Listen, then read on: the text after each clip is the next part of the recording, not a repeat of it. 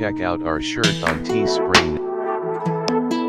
If you enjoy the music of Barry Manilow, Liberace, or the Bee Gees, then you're going to hate Gwar. Their name is Gwar. Gwar, the band from hell. That band, Gwar, has got to be the raunchiest, most rotten band.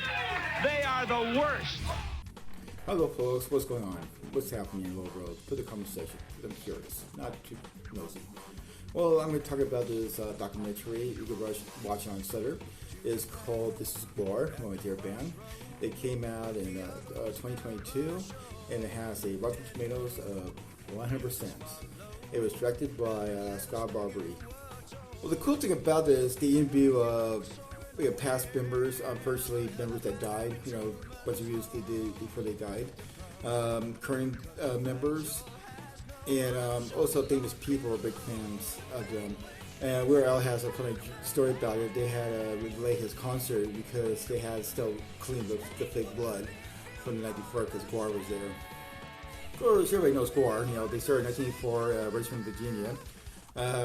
They're like a bunch of art kids doing, a bunch of stuff they enjoy doing. And during the documentary, you see the passion they enjoy doing this thing. They really not much money.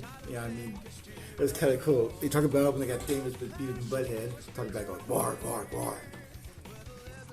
So they kind of got a little famous because one of their videos was on Gwar, and because Beavis and Butthead were mosh pitting in their living room. Of course, the guy who created Beavis and Butthead was a huge Gwar fan, so he had put in their videos. But the only time I see a video of them on MTV was the Road to Nowhere. I think it was playing intake about the Guns N' Roses. Anyway. So after that, they started appearing, guest starring, talking about their during Springer Show, other talk shows, morning talk show, afternoon talk shows. They were a talk show. They were part of it, talking about their style of music and what they do for fun. So basically, their style is they make fun of pop culture, political, and what the news going on during that time. And they bring out these fake characters out, and then they'll kill them. They'll do a little play, and then the heads must roll, and they shoot blood. And they're really talented musicians, and they do a mixture of. I told people they do like pop rock, they do like metal, and they have a jazz song or one song called "Fucking Animals," kind of hokey song. Excuse my language.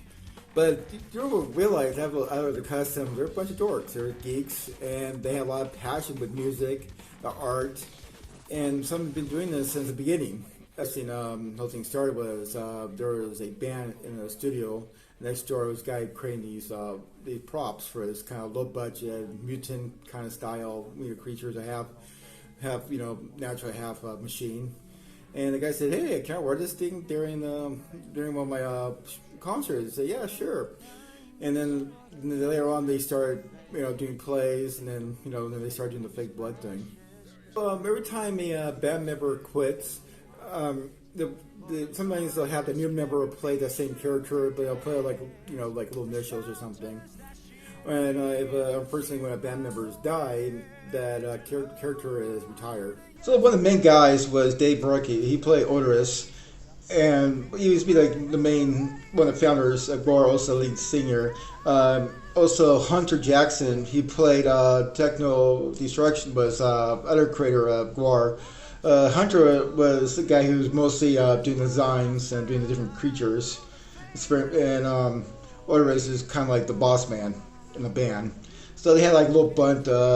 Hunter kind of accused of Dave is like taking over Gwar and say, "Hey, this is part of our project." So Hunter never went to Dave's funeral. Dave had a really cool funeral, he had a biking thing. So if you're a big fan of Gwar or you're just curious about him, I encourage you to watch this movie. It's really good. Right, people, once again, they're very passionate, they're enjoying. If it offends you, that's your loss. Too bad for you. You're a wimp. That's what I have to say about you. But, it's fake. It's not real. You gotta look at that. That's a choice. It's not fake. It's not really killing people. And you just enjoy it. I like going to shows. I've been going to shows since I was a teenager. Now in my late 40s. It also is cool that people bring their kids to the Gwar concerts. Like, they're barely in their teens, and they'll bring their kids up. Their kids are having a great time. I'm very sure their parents told them stories.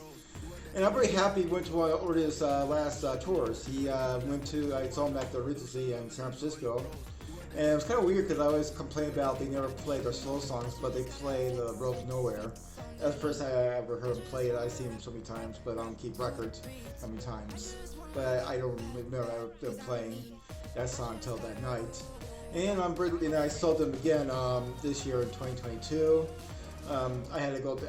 I was very happy because I was house sitting. I was in Chico, house sitting, and there went to Central Peter. I was like, oh, there were many times, but I see the Elements 3 there too, other bands. So it's kind of cool to see how people change, what they look like. You know, a bunch of former members that I haven't seen in almost 30 years. And you know, I like their stories. They talk about it, and the little adventures. Also, they talk about Oreos getting arrested for decent closure. I think that's a good story. They talk about. So let me know what you like about the Gwar. Also, please like and subscribe to this channel. I'm trying to do different things with this channel. And feel free to put a comment, like and subscribe. It'll help this channel grow. And I hope hopefully next time I'll get better doing this. Thanks for watching.